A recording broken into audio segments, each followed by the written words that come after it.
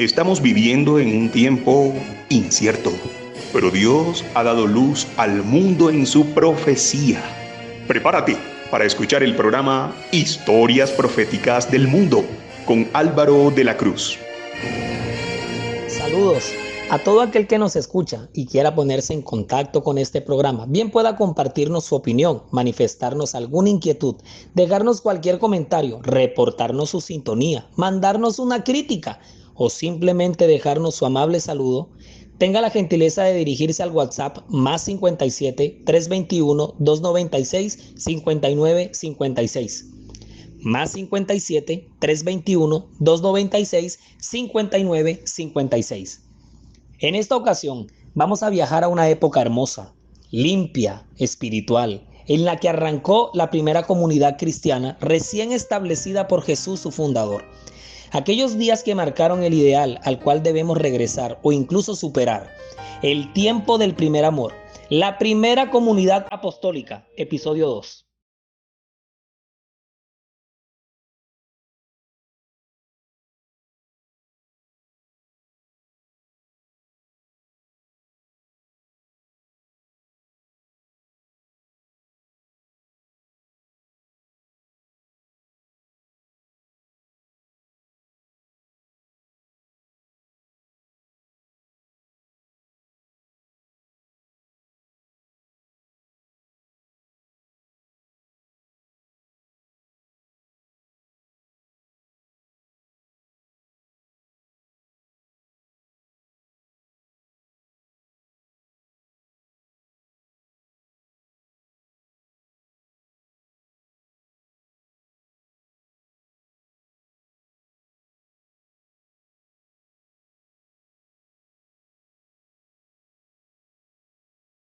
En el episodio anterior, que fue el episodio 1, con mapa en mano partimos, arrancamos, emprendimos este viaje que emprendió la iglesia cristiana, pero con la ruta a seguir. O sea, aquí no hay serie que no nos presente un primer capítulo de introducción, porque de verdad que necesitamos saber para dónde vamos. Y sobre todo si se trata de la iglesia, que está llamada a ser presencia en todo lado. Y vimos de entrada que el camino que le va a tocar no va a ser para nada fácil, pero para nada fácil. Evidentemente pudimos dejar bien en claro que si alguien ha tenido amenazas en este planeta, esa ha sido la iglesia. Y sin embargo, nunca se ha detenido, aunque le han amputado las piernas. Y si la logran y así la lleven a derrumbarse de a pedacitos, pues entre todos la reconstruimos. Y si la iglesia la tenemos que recoger de a cucharitas, pues la recogemos. Y esa tenacidad para no dejarla morir y defenderla hasta de sus propios miembros la marcó de una, la primera comunidad que la inauguró. La comunidad apostólica que fue empoderada en el Pentecostés. En ese primer grupo de fieles que bajó del aposento alto, no se imaginaba nadie el movimiento mundial que se iba a venir de ese puñado de personas. Los más prolíficos escritores e historiadores ni se les pasó por la cabeza que ese combo de muchachos de pueblo, pescadores medio alfabetizados, ponían ese el primer granote de arena para la imponencia de institución divina en este planeta. ¿Qué se les iba a crecer sobre el fundamento de un principio tan sencillo, tan bonito y tan aparentemente insignificante, pero que realmente es grande e inmenso, como lo es el amor? Así es, amor por su iglesia, amor por su causa, amor por su misión, amor por su líder, quien 10 días antes, en su ascensión a los cielos, les había encomendado una misión de mundial alcance. Jesús les había declarado de su propia boca: pero recibiréis poder cuando haya venido sobre vosotros el Espíritu Santo. Y me seréis testigos en Jerusalén, en toda Judea, en Samaria y hasta lo último de la tierra. Y habiendo dicho estas cosas, viéndolo ellos, fue alzado y le recibió una nube que lo ocultó de sus ojos. Eso está en Hechos 1, 8 y 9. Hechos capítulo 1, versículos 8 y 9. Jesús en primer lugar les promete la llegada del Espíritu Santo, el cual es el que los va a empoderar, los va a investir para hacer esa obra tan grande que va a llegar a todos los rincones del planeta. O sea, desde ya tenemos que decir que este pueblo sin el poder del Espíritu Santo literalmente no es nada. Jesús los está enviando desde Jerusalén hasta lo último de la tierra y al mismo tiempo les está diciendo que sin el Espíritu Santo usted no llega ni a la puerta de su casa a dar un estudio bíblico. Y la ruta que Jesús les traza se va bien lejos, porque primero les encomienda llevar a cabo una obra local en Jerusalén. Después a los vecinos de al lado, a los que les han dado los buenos días y las buenas noches todos los días de su vida. Samaria, con quien a propósito no se gustaban. Entonces ya vaya tomando nota de los alcances del evangelio. Y después de seguir expandiéndose hasta lo último de la tierra, o sea, los discípulos escuchan a Jesús decir eso y uno en ese momento no tiene ni para el bus y la tarea se trata de llegar hasta lo último de la tierra. Pero con el empoderamiento, como el empoderamiento lo va a dar es el Espíritu Santo, Él es el que mueve todo este asunto. Resulta que no solo vamos a llevar el evangelio en bus, sino en todo, en de cuanto elemento haya que hacer o buscar para llevarlos a las provisiones las del cielo. Entonces toda esta gente, Pedro, Jacobo, Juan, Andrés, Felipe, Tomás, Bartolomé, Mateo, Jacobo, hijo de Alfeo, Simón el Celote y Judas, el hermano de Jacobo, además con las mujeres, o sea, las esposas de estos, también estaba María Magdalena, Juana, Susana, muchas otras, y además María, la madre de Jesús, y con sus hermanos. Se van todos en combo desde el Monte de los Olivos, de donde Jesús había acabado de ascender al cielo, y regresan a Jerusalén hasta el piso alto de una casa particular, un lugar privado al que conocemos como el aposento alto. Y la escritura especifica que todos estos perseveraban unánimes en oración y ruego. Enseguida se proponen a buscarle un reemplazo a Judas, a quien habían perdido producto de su traición, y escogen entre José, llamado Barsabás, y Matías, siendo este último elegido como el sucesor de Judas. Y entre tanto que se cumplieron 10 días después del ascenso de Jesús al cielo, se produce el anhelado cumplimiento de la tan grandiosa promesa de Jesús: la venida del Espíritu Santo sobre esta comunidad. Y ahora sí, agárrate, mundo, que lo que se te viene es palabra divina. Y esto es lo que pasa en el día de Pentecostés, el 6 de Siván del año 30, que lo vimos en la pasada serie de las fiestas de Israel.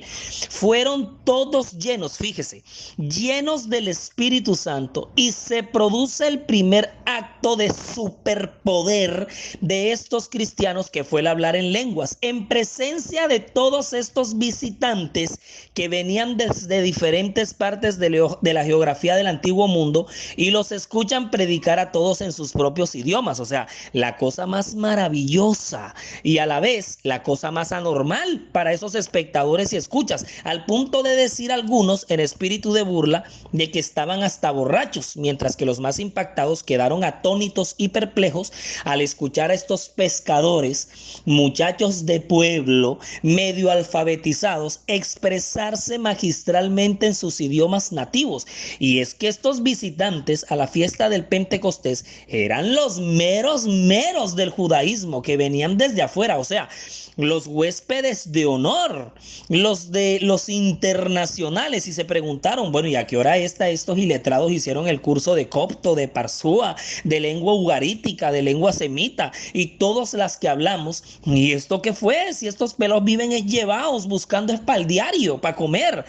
¿Pelados? ¿Llevados? Prepárate, mundo, que lo que te viene es fuego, porque cuando el Espíritu Santo obra, no hay iletrado o analfabeta que no esté revestido de autoridad. Y no perdamos de vista este detalle, porque esta primera escena se va a volver a repetir al final en la última crisis de la iglesia. Cuando una iglesia, casi en su mayoría que será pobre, conformada en casi su totalidad básica o escasamente letrados, gente del común, de a pie, humildes y prácticamente sin mucho protagonismo hoy, resultarán siendo los llenos del Espíritu Santo y terminarán esta obra en la lluvia tardía y siendo los grandes predicadores del fuerte pregón, o de no, mira a Pedro en ese día del Pentecostés, cuando se para en medio de toda esa multitud se faja severo sermón ante todos esos varones judíos y todos los que habitaban en Jerusalén, a esa multitud de varones israelitas, y les predica de Jesús, a quienes ellos crucificaron y a quien Dios les ha hecho Señor y Cristo. Al oír esto se compungieron de corazón y dijeron a Pedro y a los otros apóstoles: varones hermanos, ¿qué haremos? Pedro les dijo: arrepentíos y bautícese cada uno de vosotros en el nombre de Jesucristo para perdón de los pecados, y recibiréis el don del Espíritu Santo. Así que los que recibieron su palabra fueron bautizados, y se añadieron aquel solo día como 3,000 personas. ¿Se fijó bien lo que puede llegar a suceder en una comunidad de fieles llenos del Espíritu Santo? En un momento súbito e insólito, esta gente pasó de ser una congregación local a una unión. ¡Bárbaro! Se dejaron usar del Espíritu Santo. No fue que ellos agarraron al Espíritu Santo e hicieron con él lo que les pareció. Tremenda cosecha, mi gente. Y fue una cosecha que se había sembrado y cultivado mucho tiempo atrás. Desde los tiempos de la predicación de Jesús en su ministerio, había entre ellos muchos que habían oído por primera vez la verdad en la mesa de los publicanos, por ejemplo, y algunos de ellos llegaron a ser mensajeros del evangelio, llegaron a ser los evangelistas más consagrados. Es el caso de nada más y nada menos que Mateo. Este publicano despreciado vino a ser uno de los evangelistas más consagrados, y en su propio ministerio siguió muy de cerca las pisadas del maestro. Y como en Jerusalén lo que había era agua, ¿se imagina usted el superacontecimiento de esta ceremonia de bautismo masiva? Habían grupos que se bautizaron en el estanque de Betesda, otros en el estanque de Siloé, en los estanques de Salomón. Mejor dicho, los 12 discípulos oficiando esta ceremonia, que fueron los que lo hicieron, ya tenían autoridad para bautizar. El desgaste físico de ese día tuvo que ser bárbaro. Oiga, cerca de 3,000 en un solo viaje. Y mire cómo es de perfectamente sabio nuestro Dios, que muchos de estos conversos cristianos regresaron a sus lugares de origen. Acuérdense que estaban ahí, era por hacer presencia en la fiesta del Pentecostés. Se devolvieron a donde vivían, y son estos los que a su vez se convertirán en los mensajeros de Jesús, y posteriormente llegarán a ser los fundadores de iglesias en lugares como Damasco, Alejandría en Egipto y hasta en Roma. Tengamos en cuenta que había gente allí de las regiones de África, cretenses y hasta árabes. ¿Se fijan ustedes cómo el mismo Dios, que hace crecer su iglesia de la manera como Él lo visiona y en la forma como Él lo hace? Y a partir de ese momento, la iglesia empezó a crecer.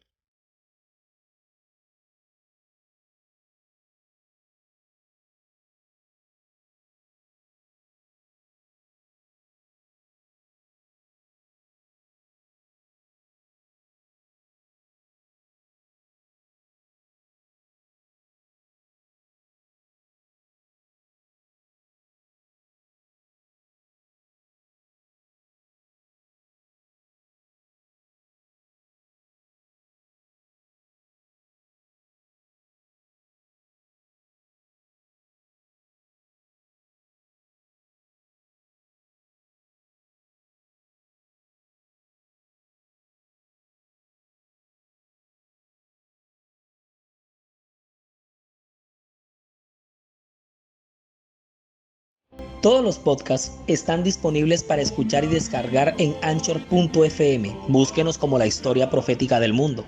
Y con el mismo nombre nos encuentra en Spotify. La Historia Profética del Mundo también está en YouTube. Siga nuestra cuenta, dele like a los videos y active la campanita de notificaciones para que le llegue de inmediato cualquier contenido que se vaya compartiendo. Nuestra página web oficial en internet es www.lahistoriaprofeticadelmundo.com. www.lahistoriaprofeticadelmundo.com. Estamos en las redes sociales, Twitter, Facebook e Instagram. Encuéntrenos en todos lados como La Historia Profética del Mundo. Escribe al ángel de la iglesia en Éfeso, el que tiene las 7 estrellas en su diestra El que anda en medio de los 7 candeleros de oro dice esto: yo conozco tus obras y tu arduo trabajo y paciencia, y que no puedes soportar a los malos. Y has probado a los que se dicen ser apóstoles y no lo son, y los has hallado mentirosos, y has sufrido y has tenido paciencia, y has trabajado arduamente por amor de mi nombre, y no has desmayado.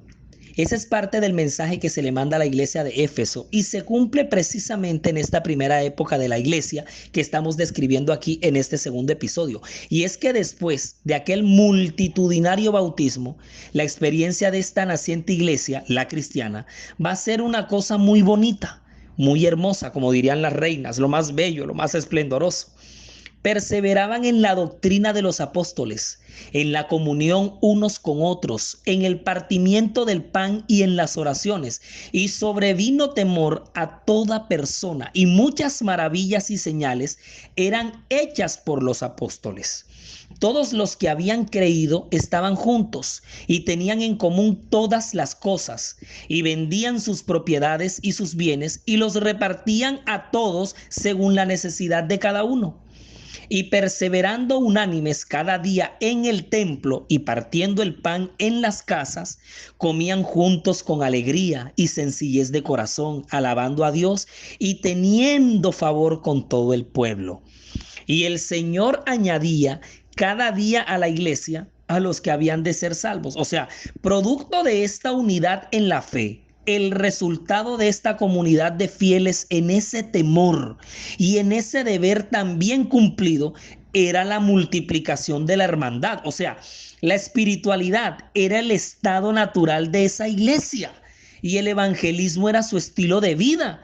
Se seguían añadiendo nuevos conversos por pura lógica. Y noten, los primeros cristianos no creían pertenecer a una nueva religión. Ellos habían sido judíos toda su vida y continuaban siéndolo. O sea, su fe no consistía en una negación del judaísmo, sino más bien en una total convicción de que vivían en una nueva fase o en una nueva era mesiánica dentro del judaísmo que había sido esperada por años. Para ellos el judaísmo no se había acabado. Creían y predicaban que en Jesús se habían cumplido todas las promesas hechas a Israel. Por eso ellos seguían guardando el sábado y asistiendo al culto en el templo. En aquella iglesia primitiva, los dirigentes eran los 12 apóstoles al tiempo, aunque todo parece indicarnos que eran Pedro y Juan los principales, los pilares, pero aparte de los 12 estaba Jacobo, el hermano de Jesús. Llegó a gozar de prestigio y autoridad. De hecho, el apóstol Pablo más adelante lo va a reconocer como el tercer pilar y fue llegado a ser nombrado el primer jefe de la iglesia de Jerusalén. Entonces, aquí se vienen unos acontecimientos portentosos. Se da el primer milagro, que es el cojo de la puerta llamada la Hermosa, que es la ocasión cuando Pedro expresa las tan emblemáticas palabras: no tengo plata ni oro, pero lo que tengo te doy. En el nombre de Jesucristo de Nazaret, levántate y anda. Y tomándole por la mano derecha, le levantó. Y al momento se le afirmaron los pies y tobillos. Y saltando, se puso en pie y anduvo. Y entró con ellos en el templo andando y saltando y alabando a Dios. Y más adelante, en el pórtico de Jerusalén, Pedro expone un segundo sermón donde termina acusando y llamando al arrepentimiento a los judíos allí presentes, y entonces es aquí cuando empiezan a gestarse las primeras incomodidades, las primeras rasquiñas en contra de los cristianos. Aquí es donde a Pedro y a Juan los arrestan, les hacen un juicio, pero por fortuna los liberan. Y la multitud de los que habían creído era de un corazón y un alma, y ninguno de ellos decía ser suyo propio nada de lo que poseía, sino que tenían todas las cosas en común. Y con gran poder los apóstoles daban testimonio de la resurrección de Jesús, y abundante gracia era sobre todos ellos. Así que no había entre ellos ningún necesitado, porque todos los que poseían heredades o casas las vendían y traían el precio de lo vendido y lo ponían a los pies de los apóstoles, y se repartía a cada uno según su necesidad. Entonces José, a quien los apóstoles pusieron por sobrenombre Bernabé, que traducido es hijo de consolación, levita, natural de Chipre, como tenía una heredad, la vendió y trajo el precio y lo puso a los pies de los apóstoles. Eso se encuentra registrado, todo lo que acabo de decir se encuentra registrado en Hechos 4, versículos 32 al 37. Hechos 4, 32 al 37. Qué belleza de época la que vivió la iglesia en estos primeros tiempos. Y las oposiciones de los judíos ya iban subiendo de color, porque ahora no solo arrestan a los discípulos, sino que llegan a azotarlos, y todo por predicar en el nombre de Jesús y haber llenado a Jerusalén con esa doctrina, porque ya Jerusalén se había difundido la doctrina de los apóstoles, pero no por Gamaliel, un fariseo del concilio que intercede en favor de ellos, ahí mismo los acaban.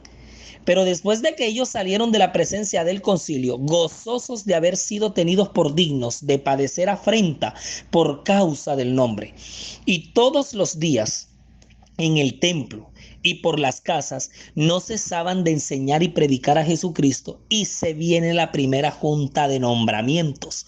Los 7 diáconos: Esteban, varón lleno de fe y del Espíritu Santo; a Felipe, a Prócoro, a Nicanor, a Timón, a Parmenas y a Nicolás, prosélito de Antioquía, a los cuales presentaron ante los apóstoles, quienes orando les impusieron las manos. Primera ceremonia de ordenación de este departamento de la iglesia, el diaconado. Muy hermosa aquella ceremonia, el gozo invadía a toda esta gente, pero fue empañada por un acto cruel y despiadado, y entonces la sombra cruda de la muerte se empieza a asomar en el camino de este pueblo, que ya daba sus primeros y firmes pasos. La muerte de Esteban, quien no pudo escapar del concilio de los judíos, y es con la muerte de Esteban con la que el judaísmo declara tajante y recalcitrantemente su rechazo al mensaje de Cristo. Aquí ya estamos en el año 34.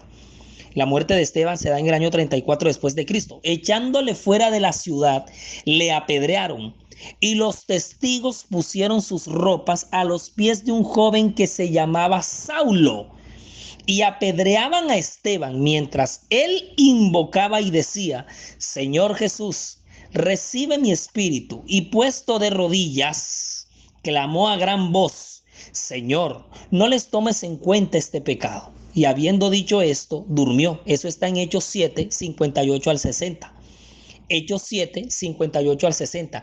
Y es Saulo de Tarso, hebreo de hebreos, de la tribu de Benjamín, quien recibió su nombre en honor del primer rey de Israel, que también era de la tribu de Benjamín, orgulloso de ser fariseo, educado a los pies de Gamaliel primero, instruido estrictamente conforme a la ley y a los profetas, más fanático del judaísmo que sus propios maestros.